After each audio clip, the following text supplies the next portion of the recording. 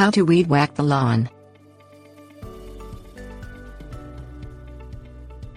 Weed whackers or string trimmers are commonly used to trim areas that your lawnmower can't easily reach, but if you don't have a lawnmower, you can also use your weed whacker to cut your grass. It's an option that works best for small lawns because a string trimmer can be difficult to control and tiring to operate, and you can do some damage if you slip. Choosing your tool. If you don't already have a string trimmer and are considering buying one primarily for mowing small patches of grass, choose a lightweight plug-in or battery-powered model. The extra weight of a gas-powered trimmer can wear you out, and you don't need the extra power to cut grass.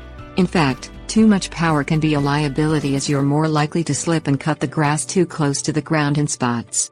Manufacturers offer models with curved shafts that they claim make lawn trimming easier, but straight shaft models are more versatile, offering more control for edging and cutting grass near fences and trees. Preparing to mow. To avoid grass buildup on the trimmer head, it's best to mow the lawn when the grass is dry. Never use a plug-in model on wet or damp grass. Walk over the entire lawn and pick up loose sticks and stones to prevent them from becoming dangerous projectiles. Ensure that you have enough electrical extension cord to reach the entire perimeter of your lawn or that you fully charge the battery, and always use the type of extension cord recommended by the trimmer's manufacturer. Light gauge 0.065 or 0.080 inch round trimmer line is strong enough to cut grass and requires less power from the trimmer than heavier gauge line. Make sure the trimmer line is extended to its full length to ensure the best cutting action. Safety considerations. String trimmers look like innocuous tools, but even lightweight models are capable of inflicting injury. Before you use your trimmer for the first time, read your owner's manual from cover to cover. If you're using a plug-in model, be sure your outlet is properly grounded. Keep in mind that the deflector shield should always be in place when you're using your trimmer.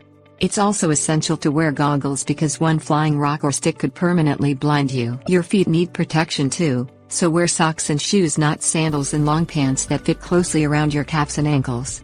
When mowing with a plug-in trimmer, it's important to keep the power cord behind you, which usually means mowing from the plug toward the perimeter of the lawn, not the other way. A trimmer can easily slice through a power cord and create a dangerous situation. Mowing technique. To set up a comfortable mowing rhythm, do all the edging around fences, trees and gardens first so you don't have to worry about it when mowing the lawn. Keep your distance when trimming around trees to avoid damaging the bark. It's a safer bet to hand trim around trees and prized garden plants to eliminate the threat of damage altogether. To cut the main part of your lawn, hold the trimmer shaft about halfway along its length and rest the engine against your body. Try to keep the head at least a couple of inches above the ground and consistently level as you swing the machine back and forth while walking steadily forward. You're more likely to achieve a uniform cut if you turn the machine off and rest frequently to avoid getting overtired.